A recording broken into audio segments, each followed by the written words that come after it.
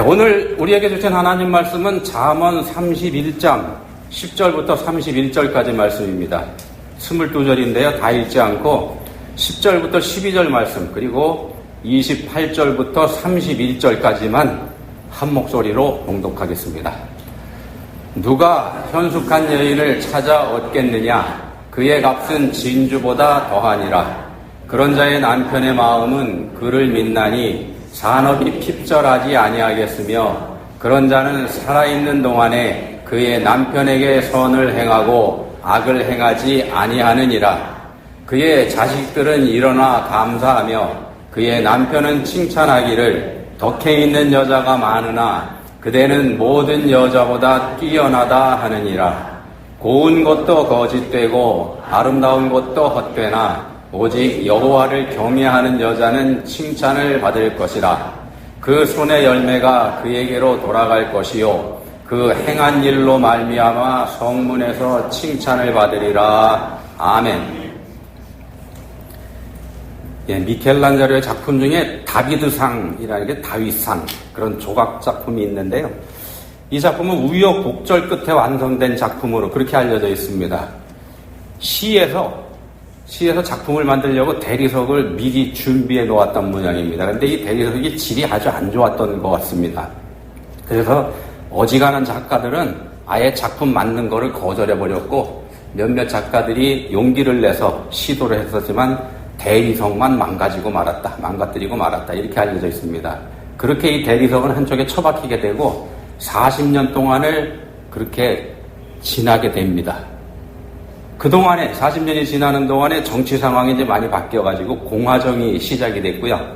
독립을 상징하는 이 다윗상의 제작이 필요하다는데 사람들의 의견이 다시 모이게 됩니다. 그래서 다윗상의 제작을 다시 시작하려고 이렇게 합니다. 그렇지만 여전히 그 작품을 만드는 작가들은 손대기를 꺼려합니다. 대리석 질이 아마 되게 안 좋았었던 모양입니다. 결국 시의회에서는 어떻게 결정을 하는가 하면은 26살짜리 청년 미켈란젤로에게 이 작품을 맡기게 됩니다. 근데 이 청년 미켈란젤로, 이 사람은 그 대리석을 보고서 다른 작가들하고는 다르게 이렇게 말했다 그럽니다. 저 안에 천사를 발견했습니다. 그 천사를 자유롭게 할 때까지 제가 조각하겠습니다.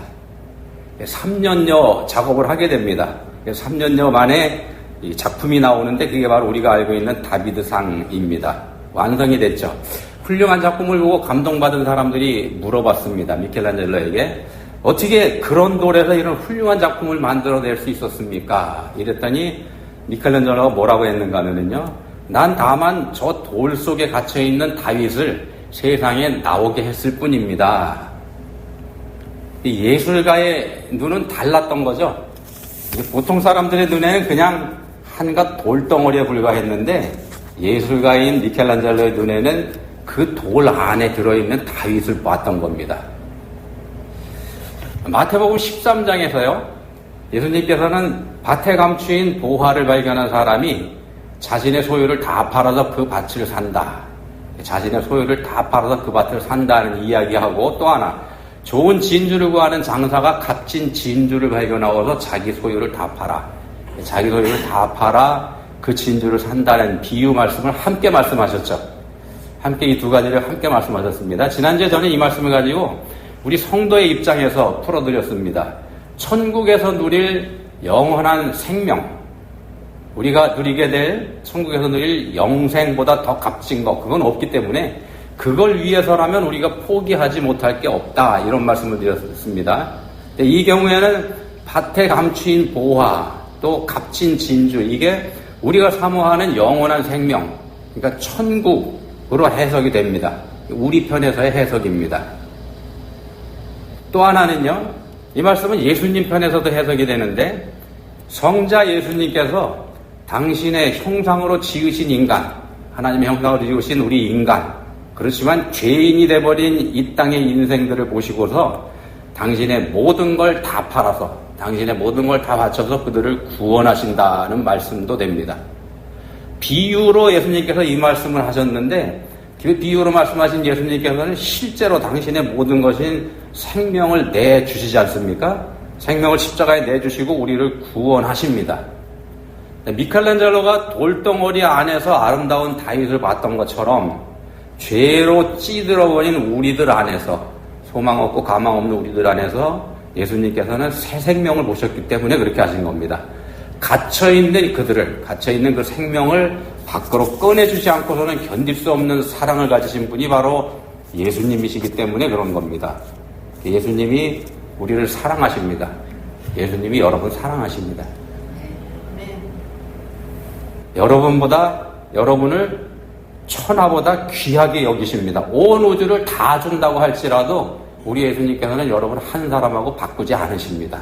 여러분이 밭에 감추인 보화이고 여러분이 값진 진주이기 때문에 그렇게 하시는 겁니다. 그래서 예수님 자신을 팔아서 예수님 자신의 생명으로 우리를 다시 사신 겁니다. 우리 대신 죽어주셨습니다. 그 은혜로 우리가 영원한 생명, 영원한 천국을 소유하게 되는 겁니다. 자, 그런 엄청난 은혜를 거저받은 우리들입니다. 그 은혜를 거저받은 우리 그리스도인들이 그럼 어떻게 살아야 되는지 그걸 오늘 본문에서 말씀하는 겁니다. 거저 은혜 받은 우리 그리스도인들이 어떻게 살아야 되는가? 잠언 말씀이죠. 오늘 말씀이 잠언에서는 지혜를 강조합니다. 잠언의 시작이 이렇게 됩니다. 잠언 1장 1절부터 다윗의 아들 이스라엘 왕 솔로몬의 잠언이라 이는 지혜와 훈계를 알게 하며 명철의 말씀을 깨닫게 하며. 솔로몬이 잠언을 쓴 이유, 첫 번째 이유가 지혜입니다. 지혜를 알게 하려는 목적으로. 잠언은 우리에게 지혜를 알게 해주는 책이고, 또 오늘 본문은 그 지혜를 말씀하는 잠언의 마지막 부분입니다. 결론인 셈이 됩니다. 결론 부분에 해당이 됩니다. 마지막 부분이니까 책이에요. 자, 본문의 주제는 현숙한 여인입니다. 현숙한 여인. 잠언의 주제인 지혜를 의인화한 것으로 이렇게 풀이합니다. 지혜를 의인화, 그러니까 사람처럼 이렇게 바꾼 것, 그렇게 풀이합니다. 현숙한 여인 이렇게 되어 있는데, 현숙하다는 이 말을 사전에서 찾아보면은요, 여자의 마음이 어질고 정숙하다, 이런 뜻입니다. 여자의 마음이 어질고 정숙하다. 그래서 현숙하다는 말은 여자분들에게 어울리는 그런 단어인 셈입니다. 본문에서도 그래서 현숙한 여인 이렇게 말씀하지 않습니까? 그래서 결혼을 앞둔 처녀들이 외우고 마음에 새겨야 될 말씀으로 이 잠언 31장 말씀이 꼽히고 있습니다. 자, 근데 본문의 내용을 한번 가만히 읽어보시면은요, 22절로 되어 있는 이 말씀을 가만히 읽어보시면 무지하게 부담스럽습니다. 본문에 등장하는 현숙한 여인, 이 사람 보통 사람이 아니죠. 말 그대로 슈퍼우먼입니다. 원더우먼이고. 왜 그런가 하면은 가만히 읽어보시면 집안을 몽땅 다 책임지는 사람입니다. 돈벌이도 자기가 하고 잘합니다. 또 일도 열심히 하고 심지어 남편을 존경받는 사람으로 만들어냅니다. 남편을 보조하는 정도가 아니고 남편을 훌륭한 인물로 만들어내는 사람입니다. 거기에다가 인성까지 좋아서 이웃들까지 잘 챙겨주는 그야말로 완벽한 여인이 본문에 등장하는 현숙한 여인입니다. 자, 이게 가능할까요? 가만히 읽어보시면 사실상 불가능합니다. 여자분들이 이렇게 돼야만 된다 그러면 아마 모르긴 해도 대부분 다 포기하고 말 것 같습니다. 그렇다면 본문이 정말로 우리에게 하고 싶은 말씀이 뭘까? 그거 한번 오늘 생각해 보려고 합니다. 본문이 우리한테 정말로 하고 싶은 말씀이 뭘까? 먼저 성경 말씀 몇 군데 한번 봅니다. 이사야 54장 5절에서 이렇게 말씀합니다. 이는 너를 지으신 이가 내 남편이시라. 너를 지으신 이가 내 남편이시라. 그의 이름은 만군의 여호와시며 내 구속자는 이스라엘의 거룩한 이시다. 우리를 창조하신 여호와 하나님이 내 남편이다, 이런 말씀을 합니다. 예레미야 3장 14절에서는 이렇게 말씀합니다. 여호와의 말씀이니라 배역한 자식들아 돌아오라. 나는 너희 남편임이라. 여기서 하나님이 직접 말씀하십니다. 나는 너희 남편이다. 감이 좀 잡히시죠, 그러면? 성경에서는 일관되게요, 하나님을 남편으로, 그리고 우리 성도들을 남편이신 하나님의 아내로 이렇게 말씀을 합니다. 그래서 우리 인간이 하나님이 아닌 다른 신을 섬기고 다른 신에 가는 것, 이걸 성경에서는 간음 이렇게 얘기합니다. 간음, 바람 피웠다 이렇게 얘기합니다. 자기가 하나님이 된 인간, 우리의 원죄가 그거지 않습니까? 하나님을 밀어내고 자기가 하나님이 된 거, 이게 우리의 원죄인데, 그런 인간은 자기를 위해 줄 신, 우상을 스스로 만들어내게 됩니다. 스스로 하나님이 돼서 보니까 자기한테 능력이 없거든요. 그러니까 능력이 있는 존재를 만들어내는 겁니다. 자기를 도와주는 존재로 자기보다 능력이 있는 신을 사람들이 머릿속으로 만들어내는 겁니다. 대표적인 게 성경에 등장하는 바알이라고 하는 신입니다. 이 바알 신은 비를 주관하는 신인데요. 정착해서 농사를 짓는 사람들이 농사를 지어보니까 이게 농사의 성패가 비가 제때에 오느냐 아니냐 여기 달려있다는 걸 알게 됩니다. 근데 이걸 비가 언제 오는지 이걸 자기가 할 수 있는 게 아니라는 걸 깨닫게 되죠. 능력의 한계가 있는 걸 알게 되죠. 그러니까 어떻게 생각을 하는가? 이 비를 주관하는 무슨 어떤 신적인 존재가 있는가 보다. 그래서 그 신을 바알이라고 이렇게 이름을 붙여서 자기들이 섬기는 겁니다. 이게 바로 영적 간음이죠. 영적 간음입니다. 원래 주인이시고 원래 남편이신 하나님, 이 세상을 창조하시고 그걸 주관하고 계시는, 비까지도 자주관하고 계시는 원래 하나님, 그분을 버리고 엉뚱한 데 가서 기웃거리는 거, 이게 영적 간음입니다. 에베소 5장에서는 또 이렇게 말씀합니다. 22절에 아내들이여 자기 남편에게 복종하기를 주께 하듯 하라. 아내들은 남편에게 복종하라 이렇게 말씀합니다. 25절에서는 남편들아 아내 사랑하기를 그리스도께서 교회를 사랑하시고 그 교회를 위하여 자신을 주신같이 하라. 이 아내는 남편에게 복종하고 남편들은 아내를 사랑하기를 생명을 바쳐서 사랑하라 이런 말씀을 합니다. 그리고 좀 내려가면 32절에서 이 말씀을 하죠. 이 비밀이 크도다 나는 그리스도와 교회에 대하여 말하노라. 남편과 아내에 대해서 쭉 말씀하고 나서 밑에 가서 내가 얘기하는데 이게 사실은 그리스도와 교회의 관계에서 하는 관계에 대해서 말하는 거다. 남편이신 그리스도, 아내가 된 성도, 이걸 말하는 거다 이 말씀을 하죠. 성경에서는 일관되게 하나님은 우리 남편이시고 성도된 우리는 하나님의 아내다 이렇게 말씀을 합니다. 성경적인 개념에서 남자는 예수님 한 분입니다. 모든 인류는 성도된 사람들은 전부 다 여자입니다. 성경적인 개념에서. 그래서 우리 하나님이 우리를 사랑하시는 겁니다. 왜 사랑하신다고요? 우리가 아내이니까. 남편이 아내 말고 또 누굴 사랑하겠습니까? 그래서 하나님께서는, 예수님께서는 당신의 생명까지 주어서 우리를 구원하신 이유가 바로 여기 있습니다. 목숨 걸고 목숨 바쳐서 사랑하시는 겁니다.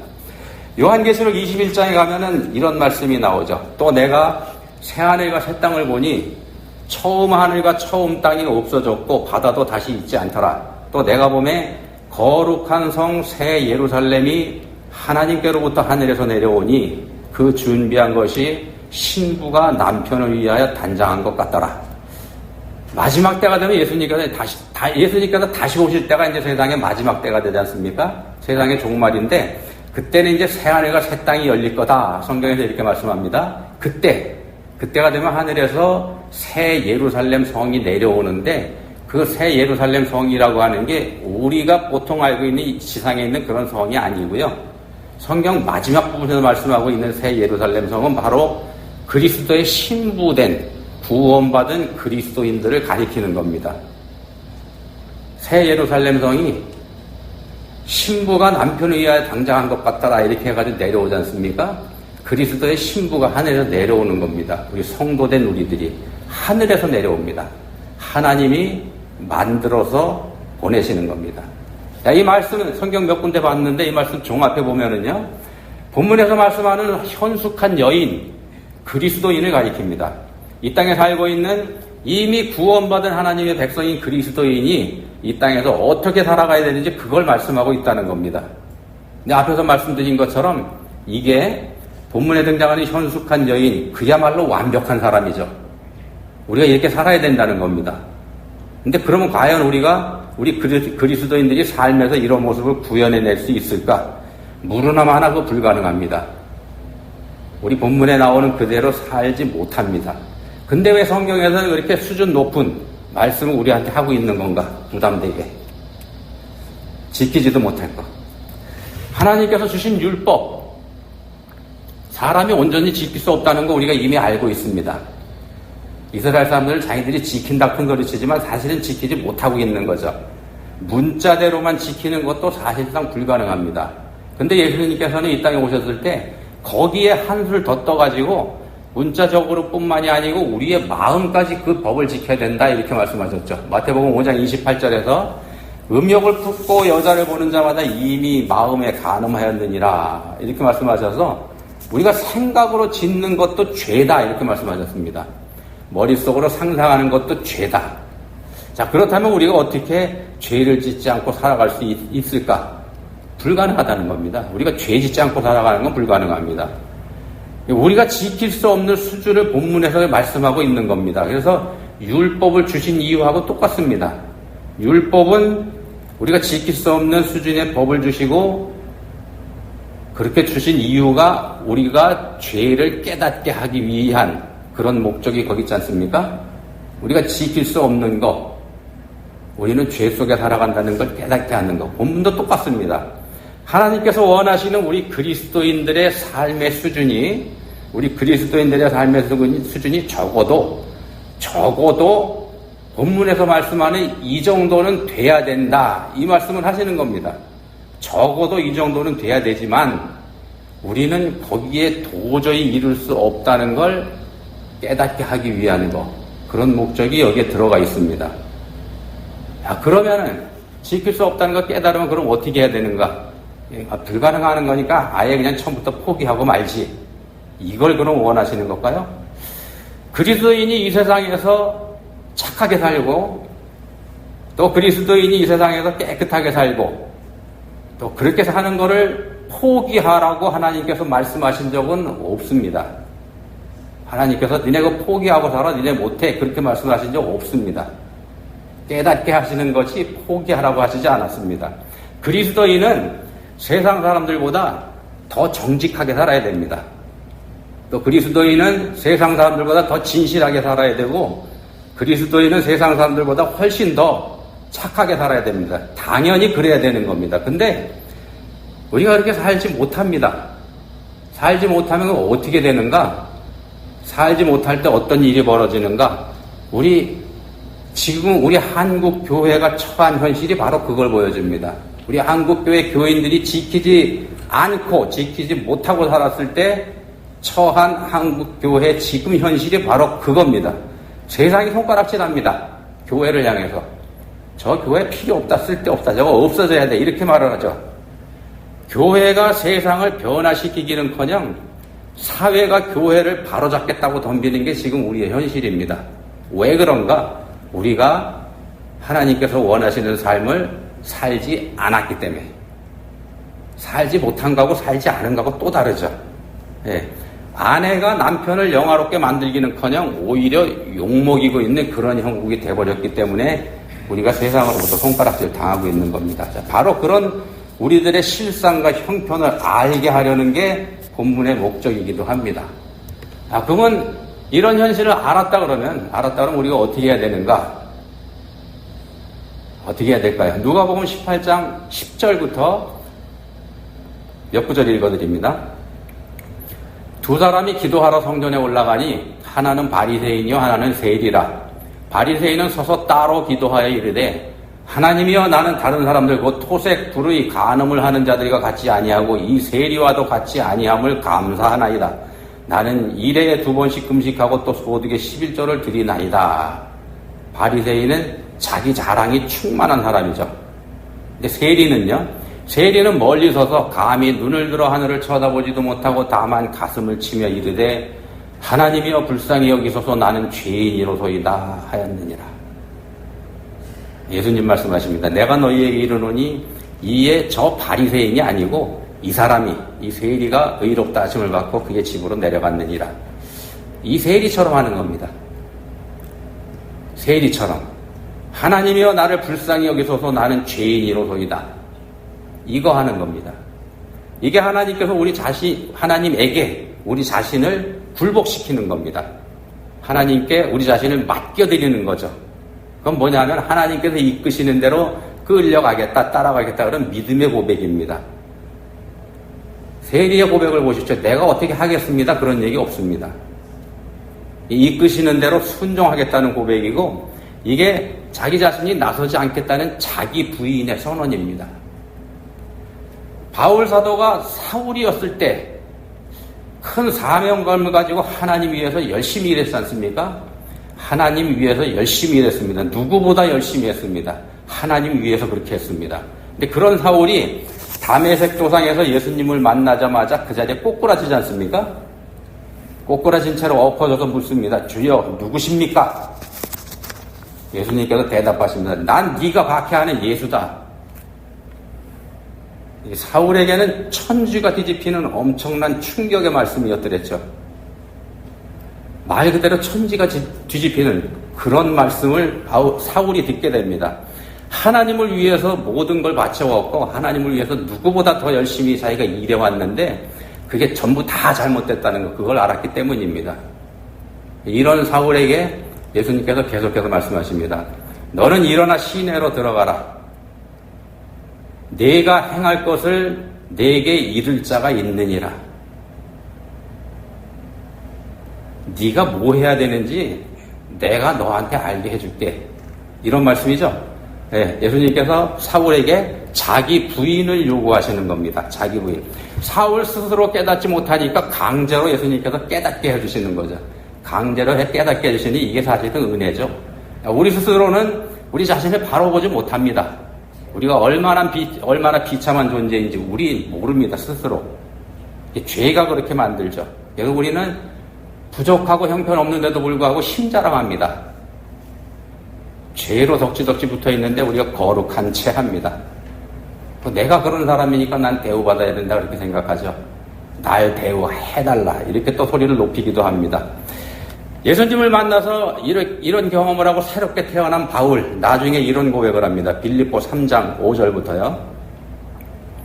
나는 8일 만에 할례를 받고 이스라엘 족속이여 베냐민 지파여 히브리인 중에 히브리인이요 율법으로는 바리새인이요 열심으로는 교회를 박해하고 율법의 의로는 흠이 없는 자라. 바울이 이렇게 자랑할 게 엄청 많은 사람입니다. 누구한테도 꿀리지 않는 사람이죠. 근데 이렇게 계속 고백이 이어집니다. 그러나 무엇이든지 내게 유익하던 것을 내가 그리스도를 위하여 다 해로 여길 뿐이다. 이 자랑이 전부 다 해가 되더라는 겁니다. 완전히 변한 거죠, 바울이. 옛날엔 그걸 자랑 삼고 목걸이 삼고 왕관 삼아 살았는데 그게 전부 다 해가 되더라. 자, 바울이 어떻게 이렇게 변했습니까? 자기가 알아서 그렇게 됐나요? 아니지 않습니까?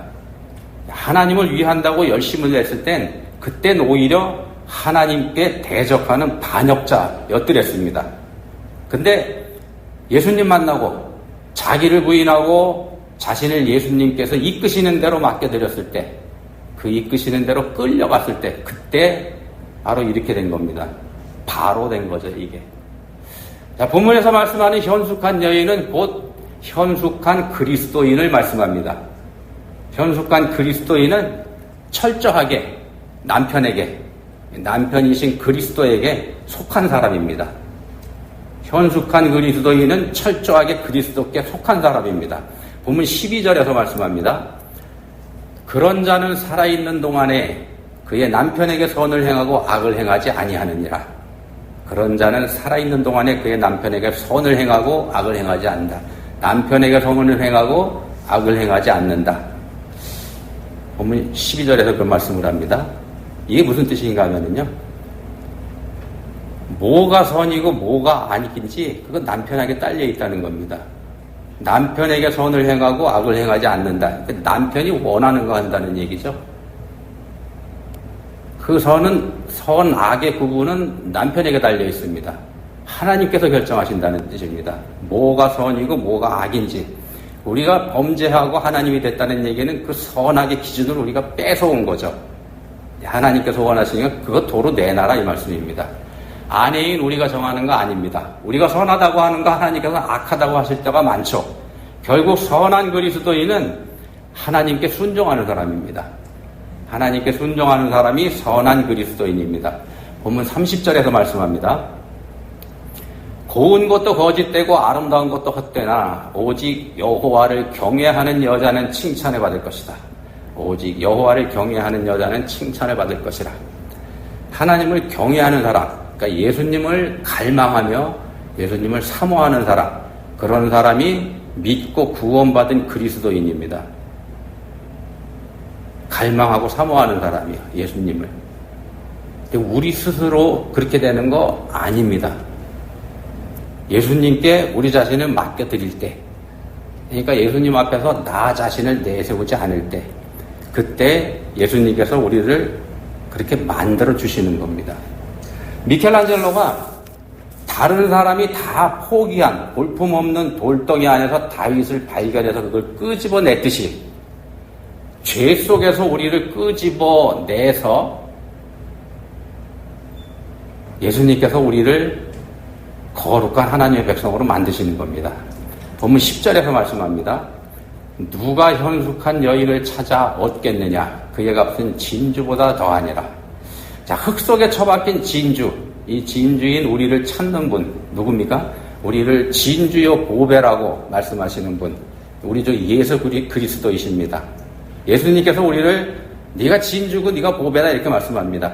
예수님께서 찾아내신 흙 속의 진주가 바로 우리들이고 바로 여러분들이 그런 분들입니다. 근데 문제는 흙 속에서 뽑아냈죠. 흙이 덕지덕지 붙어 있습니다. 죄가 덕지덕지 붙어 있습니다. 닦아내야 되죠. 하나하나 닦아내고 쓸어내고 깎아내고 그래야 됩니다. 고통스럽습니다. 당연히. 그거 예수님이 하시는 겁니다. 우리가 못합니다. 우리는 그 예수님께 굴복하는 겁니다. 어떻게 굴복하는가? 하나님이여 나를 불쌍히 여기소서 나는 죄인이로소이다. 이렇게 고백하는 겁니다. 그러면 우리에게 묻어있는 죄, 이걸 예수님께서 일일이 닦아내시는 겁니다. 고통스럽고 아픕니다. 그렇지만 그게 하나님의 사랑이라는 거 믿고 그 사랑 믿고 맡겨드리면 됩니다. 믿고 맡겨드리면 행복합니다. 기도하시겠습니다. 하나님 아버지, 사울 시절의 바울, 그리고 자신을 자랑하면서 기도했던 바리새인, 이 사람들은 자기 자신을 바로 알지 못했습니다. 오히려 가슴을 쥐어짜며 통곡하는 나는 죄인이로소이다 라고 고백한 세리를 주님께서는 칭찬하셨습니다. 본문의 현숙한 여인이 바로 이 세리와 같은 자다 하셨습니다. 저희는 이 중에 어느 쪽에 속해 있습니까? 저희는 과연 이 둘 중에 어느 쪽에 속해 있습니까? 저희를 불쌍히 여기사 정녕 주님의 아내 된 현숙한 그리스도인으로서 합당한 삶을 저희가 이 세상 가운데서 살아가게 해주시기 원합니다. 예수님 이름으로 기도합니다. 아멘.